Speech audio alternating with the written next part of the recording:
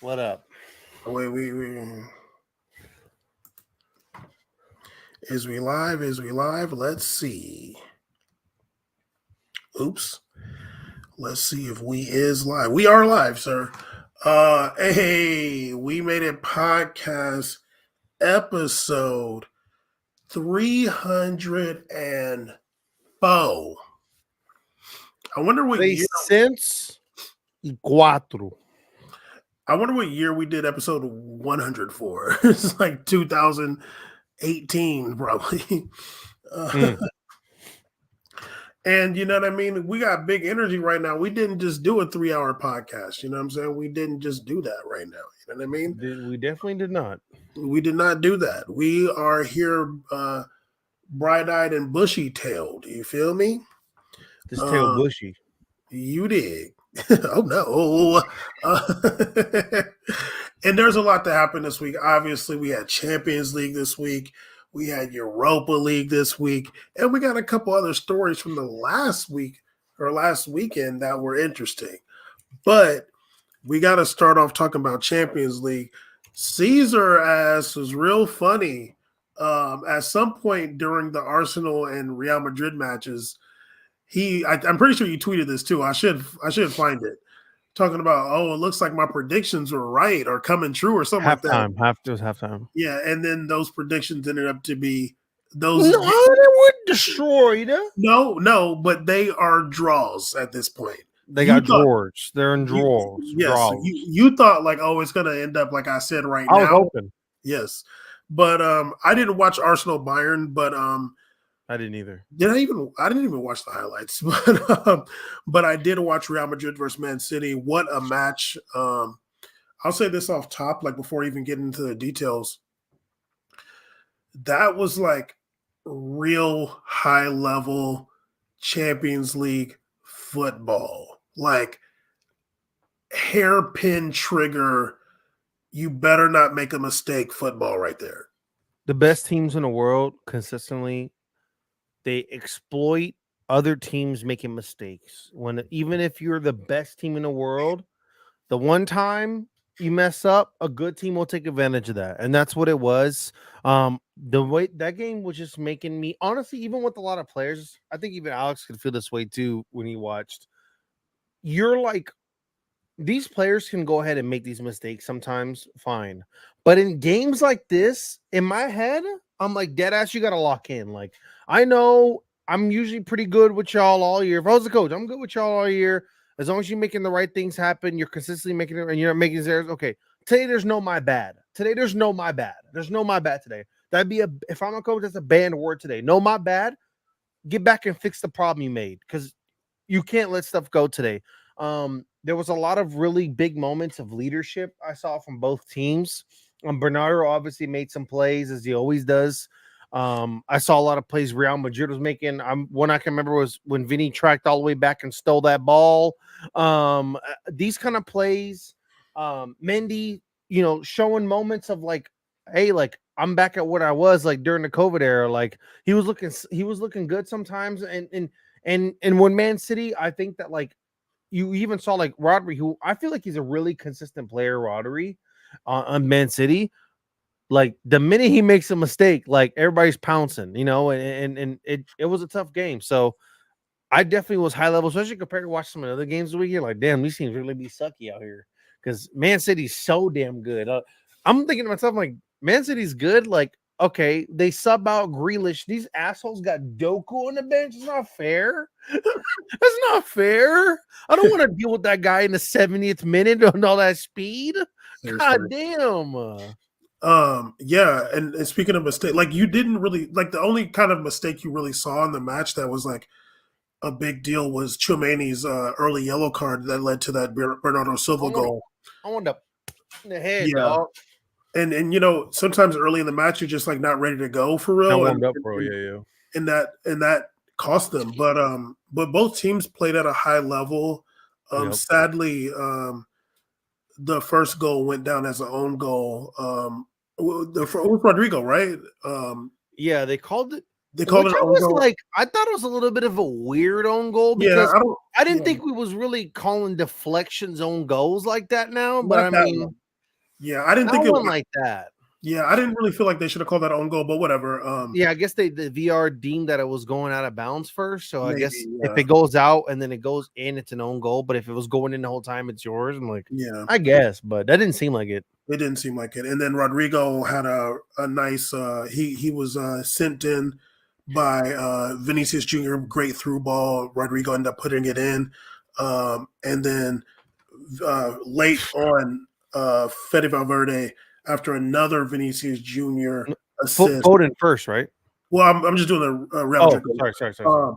But the Vinicius Jr. goal, assist, got it right across the 18 with his left foot on a platter for Valverde, who slotted it.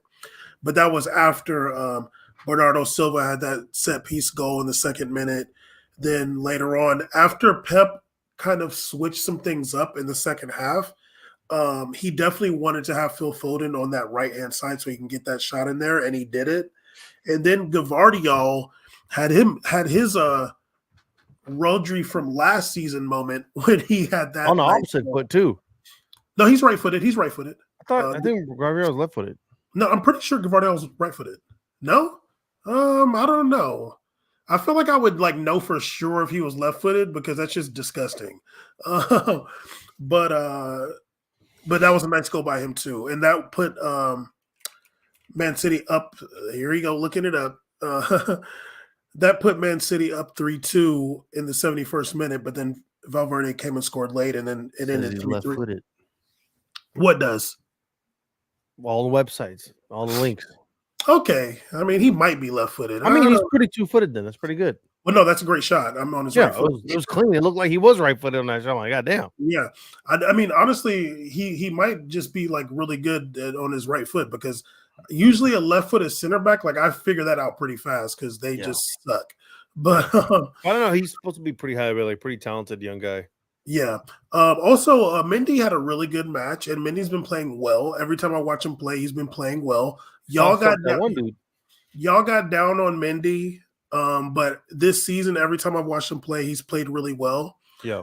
And he had some really good dribbles in that match, and I think I think they want him to play safer, when he's passing the ball and stuff. But he got himself out of some jams, and I still like Mendy a lot. Honestly, I still am high on Mendy, even though that's not popular. But that was a really good match. One of in my opinion, the best match of the round of 16 so far. But on Wednesday, we did have the match that Caesar was really excited for, Atletico Madrid versus BVB. No, I'm just joking. We had PSG versus Barcelona. It seems like they play each other every year. That one, we didn't know what was going to happen. What's the name? Barcelona went up in the 37th minute. Rafinha had a nice goal. Then in the second half, we had PSG scored 2 goals quick. Dembele had a really good right-footed goal. Then Vitinha scored. And so they were up 2-1. Then Rafinha had a really good volley. I can't remember who sent that into him. Was it Pedri maybe? It was a nice pass. It was clean. That was nice. That was sheesh. Yeah, and he put that in nice. And then Christensen scored a header late. That one ended 3-2. That was another good match too. It was really exciting. That one ended 3-2. We'll see. It's going back to Barcelona.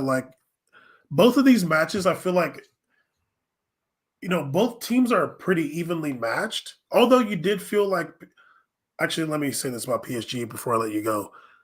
It was really whack the way PSG was playing. They just had Mbappe up there, and they're just it's not even playing counterattacking football, because if that was the case, Mbappe would be actually defending. But they're just okay, when we get the ball, just send it to Mbappe, and it didn't work. That's not how they got their goals. But that was gross. I think if PSG actually tried to play football, they're more evenly matched with Barcelona. But because they didn't and Barcelona did, then they're evenly matched. I think if you are going to go by the conversations we used to have on this podcast back in the day about tactics in football, right? PSG is a fantastic example of zero tactics. I mean, we're talking absolutely nothing of creation, of setting up, of, you know, just nothing. It's just a whole lot of get the ball, kick it up, get the ball, kick it up. It almost reminds me like old EPL shit. Just kick the ball up there, kick the ball up there. I don't know where these midfielders are. I don't know. Sometimes Fabian Ruiz looks like he's a striker. Then sometimes he's the midfielder and he's trash at everything, all that anyways. Vitina's all over the goddamn planet. But one thing that's consistent, you have Mbappe super pressing the line like Julius Peppers, even on full defense, he's pressing a line as if that ball is magically going to be punted to him every time. And he's on the far deep left, far deep right, floating around the middle somewhere. But God damn it, he's on that line. He's on that line. And I think to myself, what makes like if you're really a good coach and you're thinking how to best utilize Mbappe for a counterattack, think about how Vinicius Jr., Ronaldo, Foden, some of these wingers get extra value. It's not the initial dash of you both running at the same time when the No, ball's kicked off. It's you being deeper, setting the play up, and getting a burst of speed before the last defender can catch that you're running. That's why we see so much success with Bellingham. He starts to run deeper, and by then you're having to start running to catch up to his pace. Like, it's not that he's break fast speed. He's already at his full stride, and you got to get to someone's full stride. So unless you're just like a real ass fullback and he it's hard to do that. So Mbappe's just going 0 to 60 every single time. It's not going to work. It's just not going to work. It's like, remember the old France when they first like would put Mbappe at striker by himself and it would just not really do anything. But then later in the game, when the game's all kind of messy and he just kind of jump deep, he starts getting all these goals because he started from a deeper position. They just have no tactics. I think Luis Enrique is a clown, absolute clown of a coach. I've always thought he was a fucking clown. I mean, great. You took over Barcelona at its peak. I mean, I could be running that team at 16. They would still win a trophy, I swear. All you got to do is just not say shit. Just let them do their job and then agree with it and make them run or don't eat pizza, whatever. He was a clown on Spain. Every time he was Spain coach, he would do these weird ass call outs, icing out Iñaki and you know, I mean, he's still a baller, but put Isco a goddamn center forward because you're not calling a striker up for some reason. He's always been a clown, and he's pulling this shit at PSG where even when you hear comments, there's like it's like PSG is still going through like this. I haven't divorced with my ex yet relationship where we're not thinking about Champions League. We're thinking about the best of the club. Oh, Mbappe is part of the club, whatever. We have an identity. Oh, he's still part of the club. He didn't say he's not part of the club anymore. It's like, dude, you guys just need to figure your shit out. Should have been cut this off. But literally.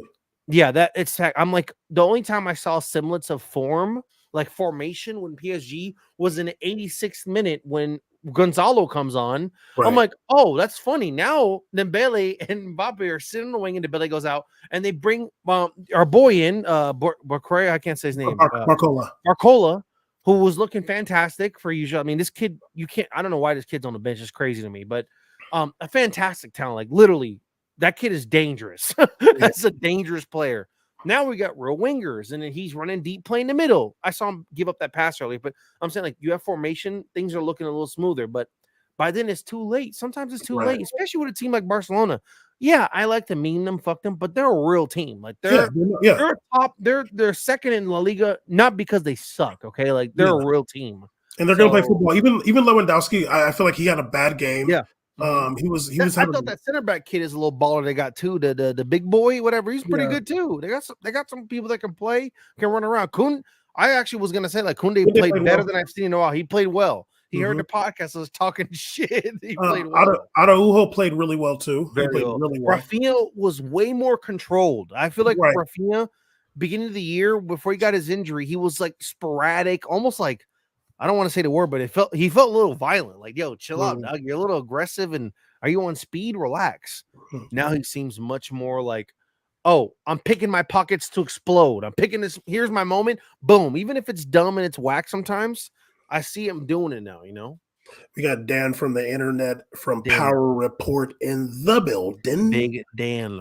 Um, I was gonna say, yeah, Lewandowski. I felt like he had some really bad touches. I was like, oh, what? Yo, you saw the one on the edge when he kind of got the ball and he almost lost it out of bounds? I was like, what are you doing, Yeah, dude? like when you start seeing that, I'm like, oh, like are them legs starting to give out? Like that's Okay, like, then is it that?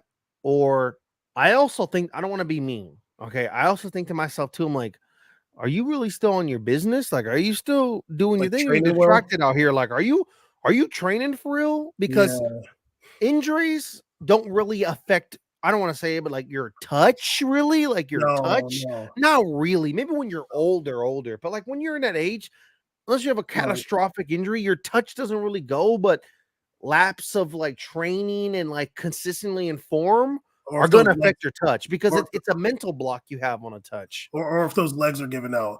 There was Mhm. because I saw like two that I remember specifically, and I was like, that's not what you see from Lewandowski. Like you No. see him like really technically good, One of and the I most saw, technically sound strikers. Oh, yeah, beautiful. I saw one pop up on him. I was like, ooh, and then I saw another one just like he went to control it and it just like went, it just like got away from Yeah, him. I'm when he like, was gonna do whoa. like a little cross and he kind of lost it a little bit, I was like, "Hey, dog, you good? Yeah, Like, you drunk?" I'm like your first touch is should be Yeah. like really good because you're a really good player. And one thing I hate when players their balls pop up on their control. I hate that.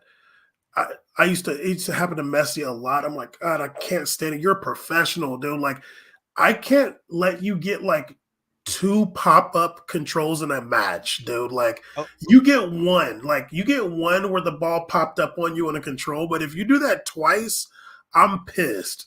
Control that fucking ball. But overall, I feel like Barcelona kind of like stepped. I don't say kind of. They stepped their game up mentally. I feel like they were very focused, except for like Lewandowski, which I don't know if it's mental or like his legs.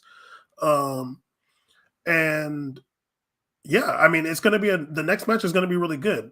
You can't count either team out, And honestly, at this point in the whole round of 16 in Champions League, there's only a one goal difference, the most, and then the rest are draws. So they're all close games. they're all It's up close. in the air. I mean, yeah, I don't think Real's ever won at the Man City Emirates. I don't think they've ever got a W there. So I thought it was really imperative to them to get a win today. Probably was looking tough going back to Man City. I'm not gonna lie, that's a big mountain to climb. But Eh, I mean, and like I said, even before this series started, I was like, I mean, whoever wins, wins. Like, I can't even be mad at that. That's a good no, ass no, team. That's a good ass team, dog. Like, I literally, even when I left that game, I wasn't even like an angry fan because I'm like, them motherfuckers was good. I'm like, hey, sometimes, regardless of the home away, I'm just happy we got away with something. Like, hey, look, yeah. at least We we can, get at least when you go to the next one, you start over and you yeah, can have that mentality of just like, I don't know what it was before, but it's 0-0 right now. Let's just go out there and play because the way goal rule is gone. So we're right, just gonna go play soccer now. We're just gonna go right, play soccer and let the best team win. I like right, that. That's like the competitive in me, like respects that for the next match. right. And Barcelona's going home for their next match against PSG, and Yeah. Be BV, rocking over there. It's gonna be rocking. BVB scored a goal late against Atleti, so they're going home with a two That was a one. big goal for them. That's a huge Yeah, goal. Like the 2-0 first half, I was like, damn, if I know for a Atleti long won, time actually. yeah, I They was like, scored if I late. know Atleti dog, they finna get that W. Like 2-0, they're going Mm, home. They're 0-0 going to sleep at night. Fine. But when I saw that late goal by Big Holler, I was yeah, like, dog, that's that's big. big. Yeah, They've been destroyed by that late goal before in the past in Champions League. They yeah, know very well what happens to them at home too. yeah, yeah. So we'll see because BVB is not an easy place to play. I mean, BVB kind of No, sucks. They're not doing great in they suck, Bundesliga, but but that crib is gonna be loud. it's gonna be rocking for sure.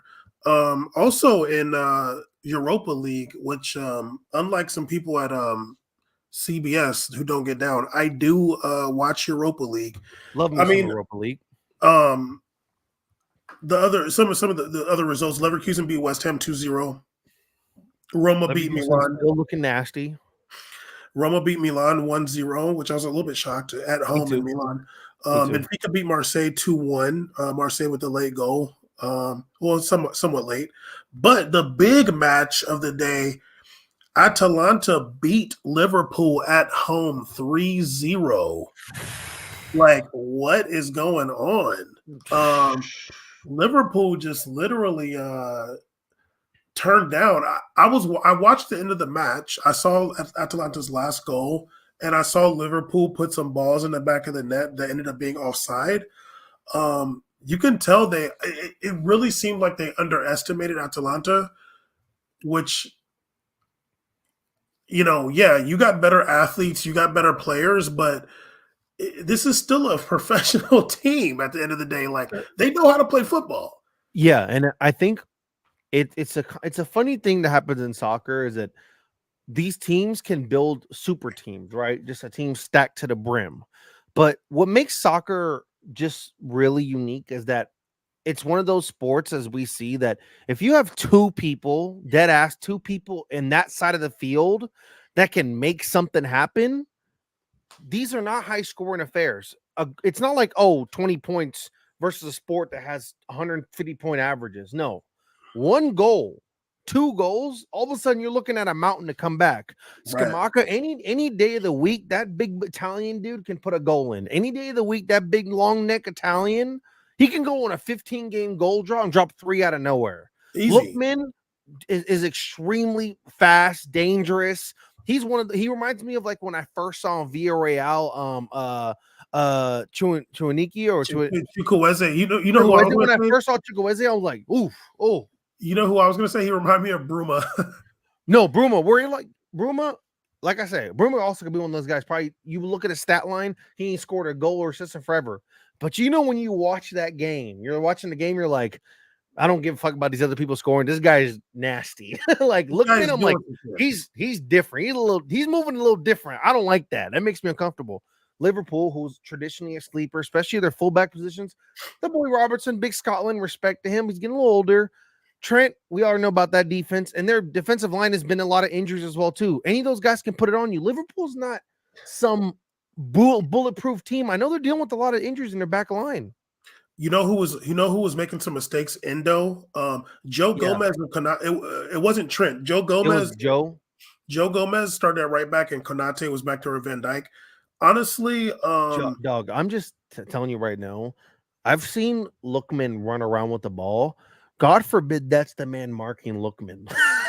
Joe Gomez, you ain't running out there with big Lookman, dog. He's crazy fast. You know what's crazy? Actually, Lookman didn't even play. He didn't? No. It was you remember this guy actually. Kettler or something like that, the Belgian dude. He used to be on Bruges. That tall motherfucker, tall blonde dude. Yeah, motherfucker's a baller, dog. That's a baller. That kid's a baller. Dog. What's really funny is that when he went to Milan, I was super mad about that. I'm like, he's way too good to be going to Milan. That's not right. Like, you don't know what to do with that kind of talent. Then they moved him out, and I'm like, they didn't move him out because he sucks. Trust me, they have no idea what they're doing with that guy. No, for sure. Aaron Patton said, I don't watch soccer, but I hit the like button on the stream anyway. Good night, guys. Appreciate that, Aaron. That was very nice of you. I really, really appreciate that. Even though Bam, what would you say in Chicago about that? Chicago. But yeah, dog, what's the name? Atalanta started Zappacosta. Like, that's crazy. That man is ancient. These guys are some real no names, and it doesn't matter because the net is big and the ball is small. I mean, I never even thought Liverpool was like that crazy. Anyways, I think this is one of those seasons. They look pretty. Fuck it. They look a little washed to me. Like, it's looking a little washed out there. I don't know what's happening. I don't know. It's because also, let's keep it real. Also, when you have, if you have a coach that's on the way out, you have some of your older talents getting older. Mane's gone. You have Salah looking a little more crustier than before. It's not the same. That gives that energy where like things are kind of changing and your coach on the way out. it's just different. I think that when you play a team like Atalanta, you would come into that with the mentality that you're about to stomp them. It ain't nothing. Like you would sleep on a team like that. You wouldn't be at top shape, ready to roll. And you know what else too? I feel like what may have affected them, although it didn't happen like yesterday, but like they lost that match to Man U, Yeah, they that did. the FA That was Cup kind of that quarterfinal, was a big one. which was a big one, and That's a then big one, bro. That hurts. right, and then they drew to them in the league. And you know when you lose the first one and you only snag a draw in the second one, mentally you're like, I can't believe we can't beat these guys. We had Right. two chances. You don't think, well, I'm glad we drew after we lost. No, You're like, not Man U. I can't believe we can't beat them. That's ridiculous. That's No, what you're upset about, probably. right, because it's Man U and they suck. Yeah, what the But fuck? They're but starting. huh? I'm like, they have like who's their center back now at this point? They got like that one random guy, bottom water or something. Some Who random guy, John Wells or something, is their center back now because for who? Veron is hurt. Veron's hurt now too. They got all kind of injuries. I have no idea. Well, the one thing I'll mention is that in Europa Conference League, Lille lost to Aston Villa 2-1. Every single French team is going into the next round, into the next match with a 1-goal deficit. Benfica Marseille 2-1, PSG Barcelona 3-2, and Lille Aston Villa 2-1. Justice for France. So maybe one of these teams can pull that out. Yeah. But yeah, we will see what happens. I don't. When's the next matches aren't next week, are they? Are they the week after? Oh no, they're next week actually. Yeah, so next week we'll get those results and it'll be exciting. Those will be some good matches. It really sucks that they get played at the same time still. Like I really wish we could get one at 9 and one Why? at. Why do they do that? They swear like they need TV slots anymore. They're doing streams. But Caesar, you know why? Because soccer fans don't care about the team. That's No, fucked up. Just they do. only care I about like their it team. split. I like watching one and then going getting a break, come back, watch the second one. Even bum esports split all their matches. They don't even put them at the same time. That's so dumb. It's It so kills annoying. viewership when you do that too. So even if you don't care, you're making it worse. You're piling onto it being worse. You're not. Hey, at least we're doing our part to make sure it's viewable. No, you're piling onto it being shitty, dog.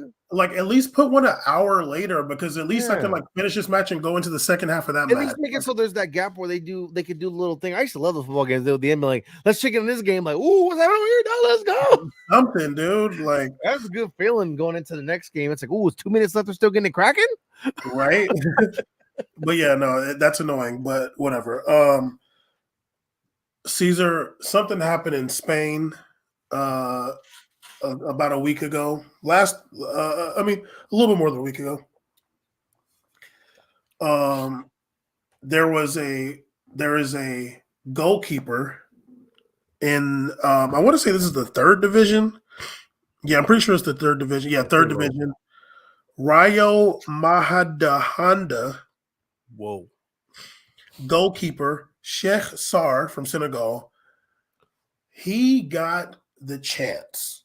He got the monkey chance playing against hold on. As you can see, I haven't looked at this article in a minute.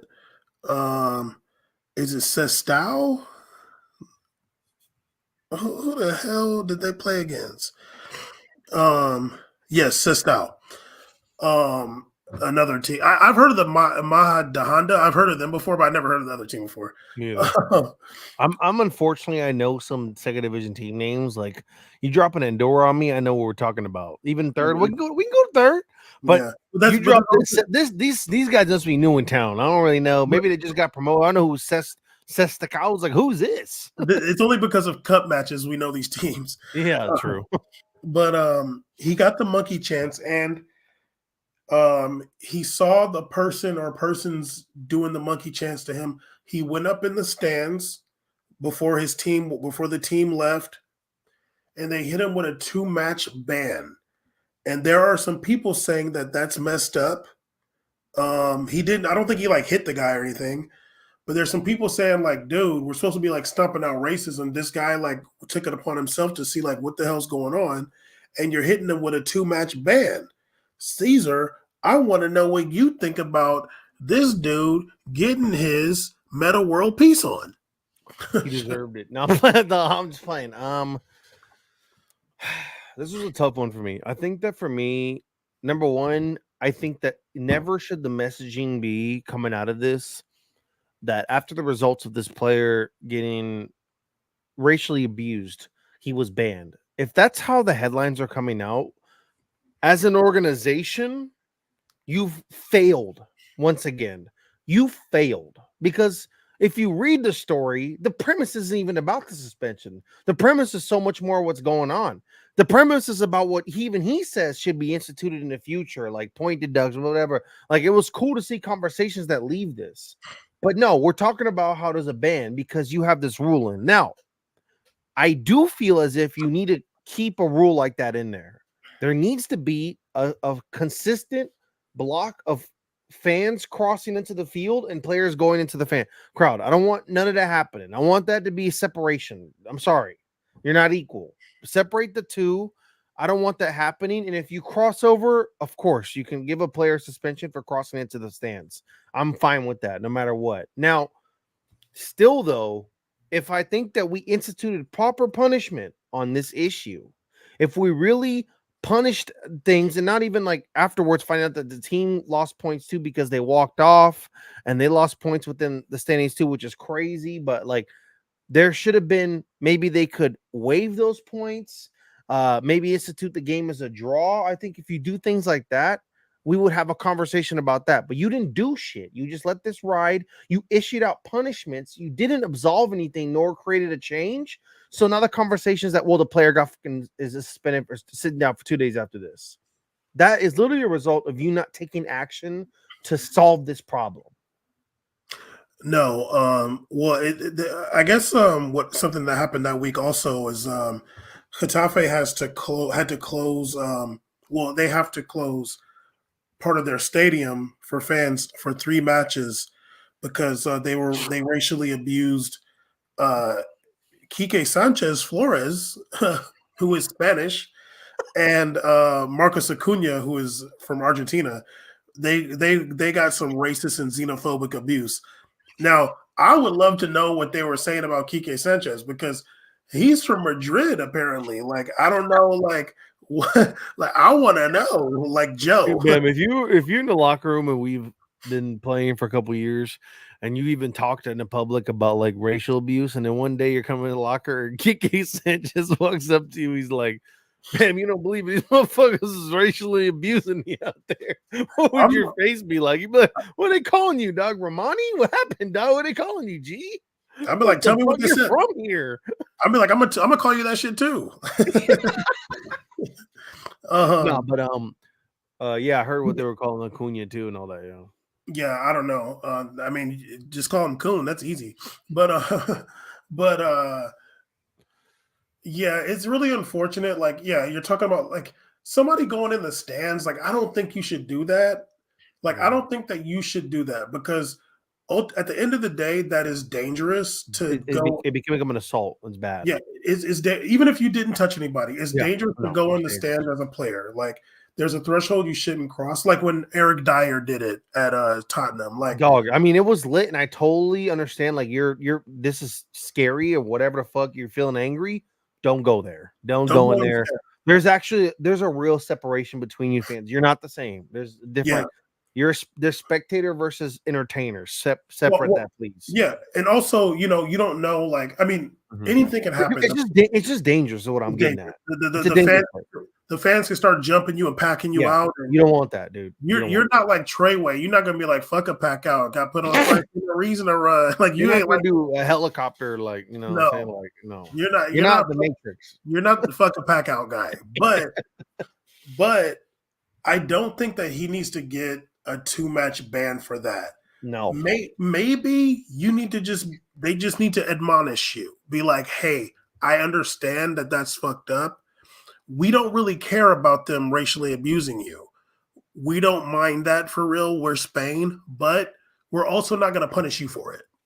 Exactly. I think if the most corporate way out of this, they could have just been literally, I would have accepted it if they were like, normally we hand out punishments for this, for crossing into the fans, for leaving the game. We issue punishments, but because the other team, their fans, initiated these things they sparked these things to happen by racially abusing somebody, we will not be punishing the other team on behalf of them. Instead, we're not going to do that. So we're not going to suspend him. He can play next week, and you're not going to get no damn points for this either. Okay, you're not going to be gifted points plus them losing a player.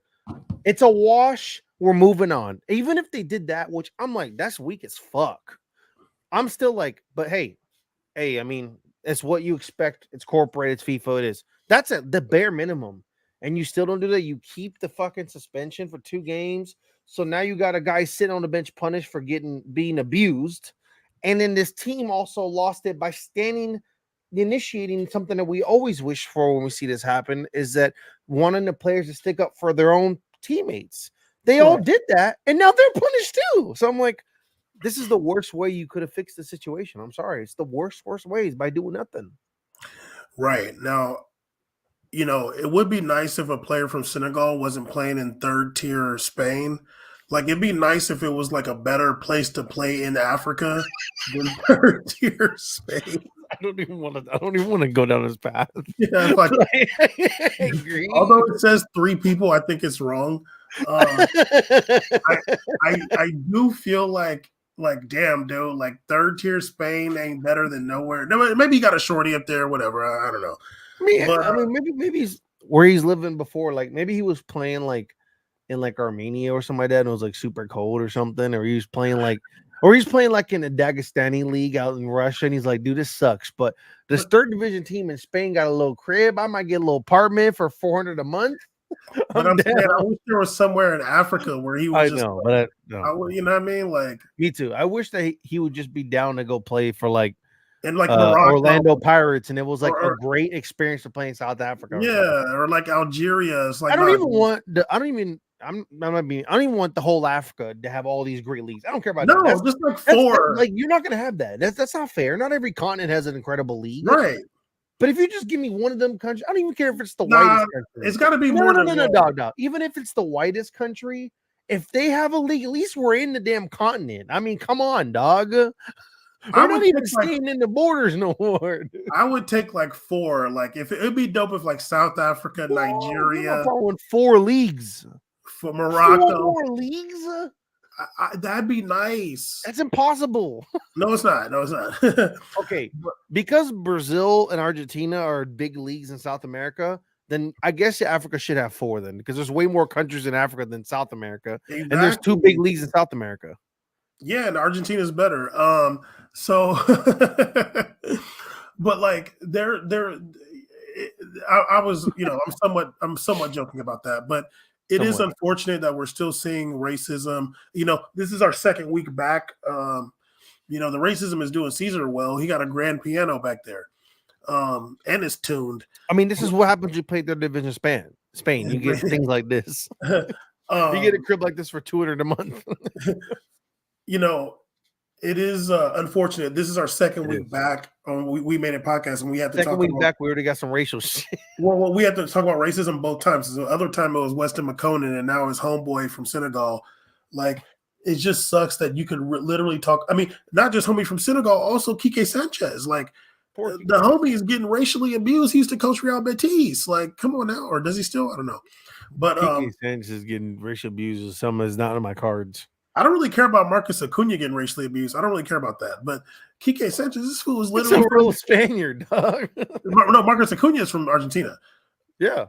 I understand that. Yeah, you could have some xenophobia, but like, I just want to know what you people in Getafe, which is also in Madrid, what are y'all saying about Kike Sanchez? Like, I have a question though for you. Do you want to know because you're generally concerned about Kike Sanchez? Like, wow, what are they saying to this poor kid? No. Or do you want to know to possibly weaponize it for yourself and for your own amusement? The second one. I want to be able to racially abuse somebody You from want to be Madrid. able to watch La Liga and now start writing in the chat whatever the hell they're calling Kike. Caesar, I don't like. I can talk shit about somebody from Spain, but I can just talk about like historical things. Like y'all had a fascist king ruler up until the 70s. I can talk about history. Like y'all had a civil war in the 30s and 1930s. That's And they'd be American. like, so did you, but No, we had one in the 1860s. Y'all had one in the 1930s. But if I knew slurs, that's even better. that really does kind of like that. That's another level. That's another right? level. It is true. So I need to know What are people in Madrid? what are people in Madrid saying about people from Madrid? Like If I'm a Morata in Spain, what am I calling a Xavi? No, well, he's from Barcelona. He's from Catalonia, so they for sure got slurs. Okay. But what is Morata calling Lucas Vasquez? Yes. Or Ceballos, like Ceballos is from Sevilla, so they for sure got a slur for them. Okay, so you need you're a fellow Castellano. Like what are two Castellanos calling each other? Exactly. That differentiate them as Castellano people? That's a good question. Because like maybe you're from like the south part of Madrid and they're from the west side. That's true. Like, what do y'all say about each other? You know, that'd actually be really great to know. Because then if I know that, I feel like I'm really about it. Like if I know that, I'm into shits now. But I feel like that's the threshold of knowing if you're really from there. Is that gap of like, yeah, I don't care. Of course I'm racist to him. He's from another region. But if you're like inner region beefing, that's beautiful. That's how humans are. So I want to know in the city. Like I got beef with Lakewood. And it's right there. I need to know the slurs.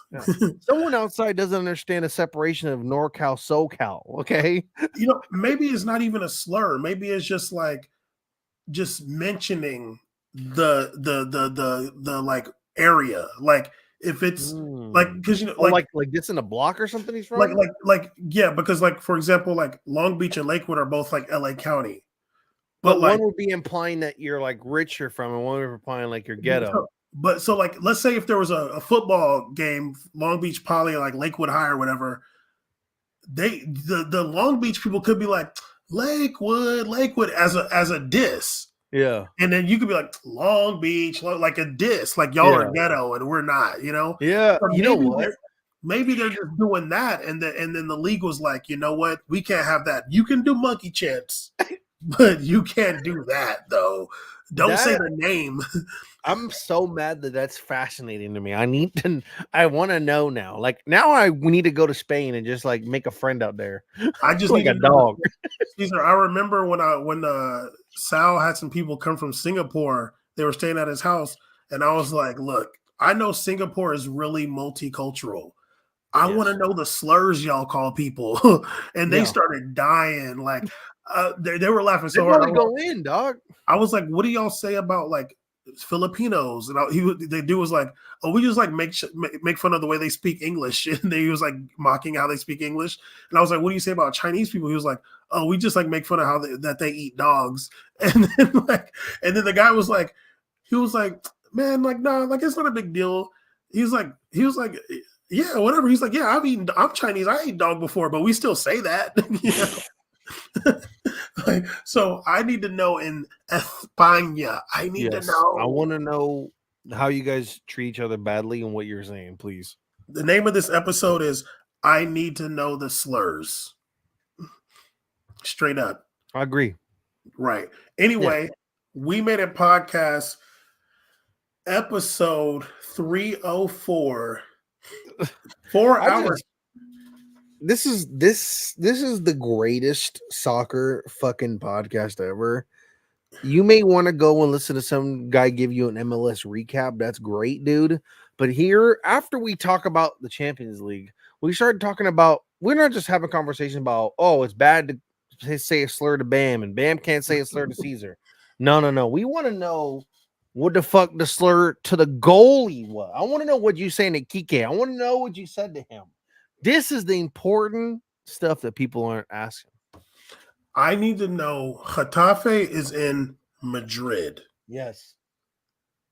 And Quique Sanchez is from Madrid. Yes.